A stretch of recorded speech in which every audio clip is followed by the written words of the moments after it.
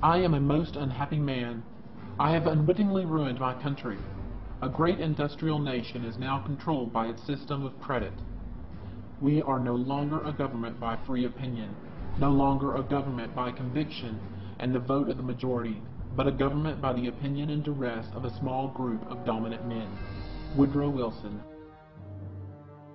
The Federal Reserve Act was passed during the Christmas vacation of 1913, when few congressmen were in town, and those same few congressmen helped pass the Income Tax Amendment shortly thereafter. The Federal Reserve Act was never ratified by the required 3/4 of the states. As a matter of fact, only 2 states ever correctly ratified the act. In 1935, the Supreme Court declared that an organization such as the privately owned Federal Reserve was unconstitutional. And the henchman organization, the IRS, is not really an organization within the United States Department of Treasury. In the case of Chrysler Corp versus Brown, the U.S. Supreme Court admitted that no organic act for the IRS could be found. In fact, no law can be found which requires American citizens to pay taxes on their wages.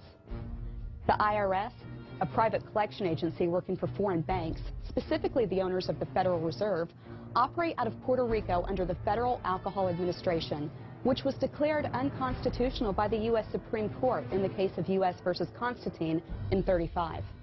Please research the legality of these 2 private enterprises at freedomtofascism.com and supremelaw.org. Who does own the Federal Reserve banks?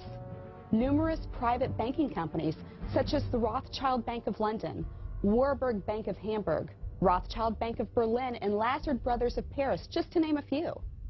Does our tax money pay for government services we use every day? No. 100% of individual income tax revenue goes to the Federal Reserve banks to pay interest only on the federal debt. Not 1 nickel is spent on government services. Don't be fooled by empty promises of politicians or the lies of mainstream media. No hero is coming to give us our freedom back from these bankers. Only we can do that. And the freedom of our children depends on you and me and all the freedom-loving people of this great country. I believe in us, and I implore you to research for yourself, and then please take action. For more information, please visit thepriceofliberty.org, givemeliberty.org, campaignforliberty.com, and endthefed.us.